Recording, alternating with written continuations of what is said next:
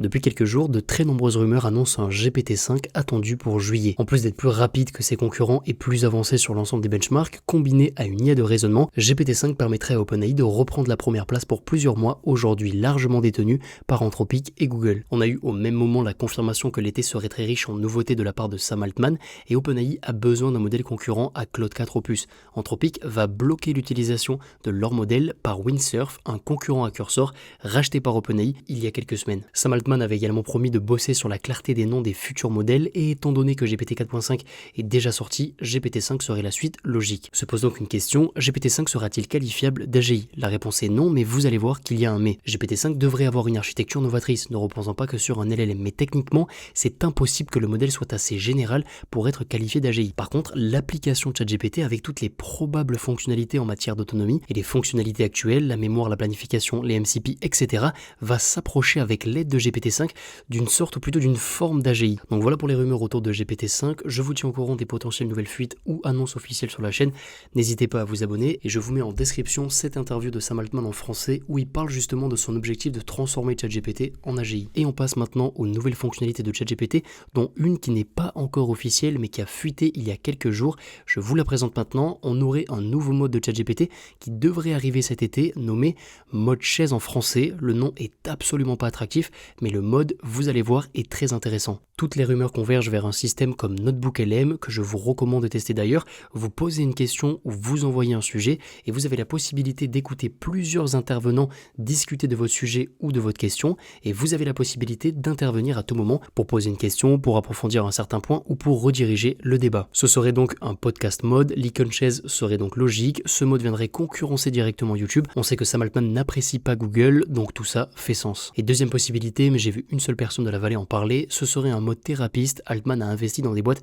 dans ce segment, une sorte de mode qui, basé sur ChatGPT Memory, viendrait vous motiver ou vous aider psychologiquement, mais ça m'étonnerait fortement étant donné que les autorités viendraient très rapidement retoquer OpenAI. Prochaine actualité, ChatGPT, MCP Server et connexion. OpenAI propose l'exécution de serveurs MCP en remote depuis quelques jours depuis leur API. Et on a depuis 48 heures la possibilité de profiter de cette technologie sur ChatGPT. Concrètement, vous avez désormais la possibilité d'interagir avec des applications comme Outlook, Teams, Gmail, etc.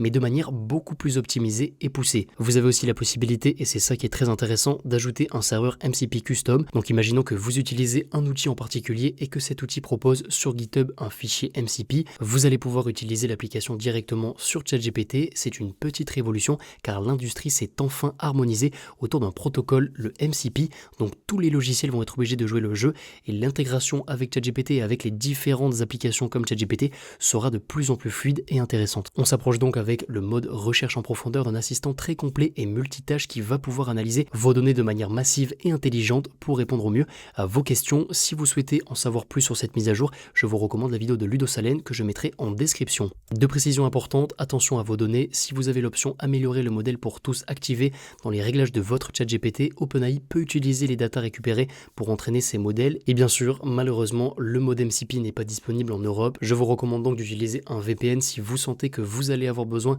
d'un MCP en particulier pour améliorer vos process. Je vous mets un lien affilié en description de celui que j'utilise. Prochaine actualité, nouveau mode ChatGPT recording sur l'application Mac et Windows, possibilité d'enregistrer le son de votre ordinateur ainsi que votre micro. Donc par exemple, ChatGPT peut être en mesure d'écouter une visioconférence, écouter une vidéo que vous êtes en train de regarder pour ensuite répondre à vos questions ou vous aider à vous améliorer. C'est une fonctionnalité très intéressante combinée au mode mémoire et à une future mise à jour qui arrivera à isoler les différentes voix entendues. On aura une sorte d'assistant très personnifié qui aura enregistré toutes vos interactions et vos travaux. Alors de réflexion à ce sujet, on arrive dans un monde où toute la création et le job sera assisté par IA et en retour tout sera résumé et analysé par des IA.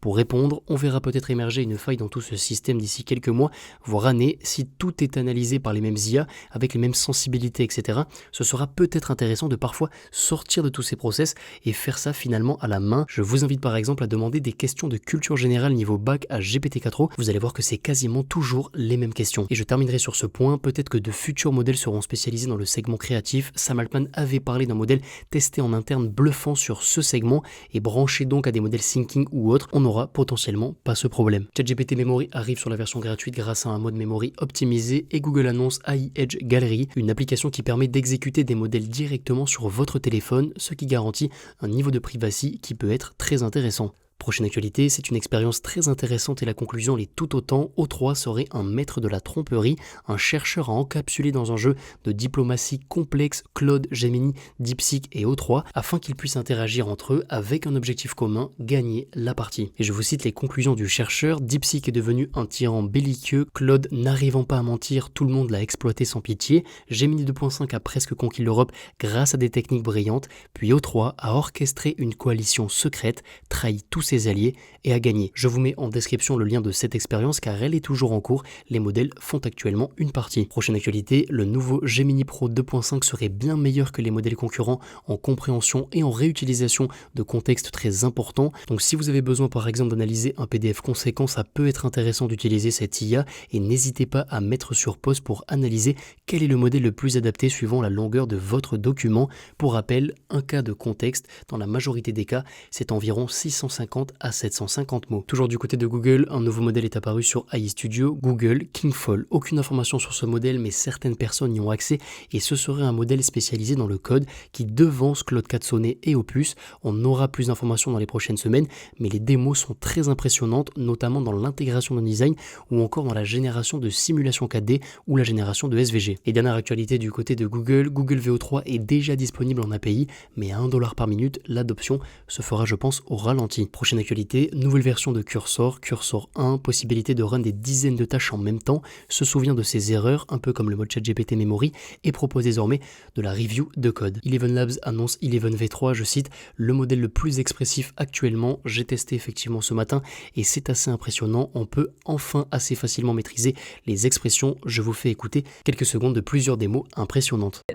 The clarity is amazing, I can actually do whispers now, like this. Ooh, fancy. Check this out. I can do full Shakespeare now.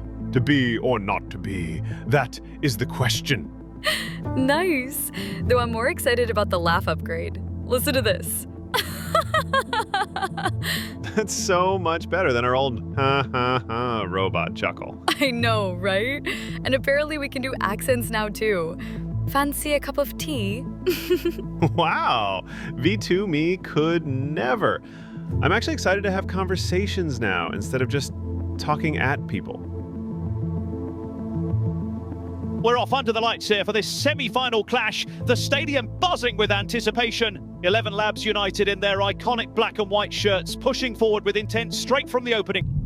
I'm going to speak with a French accent now, and between you and me, I don't know how. Okay, here goes.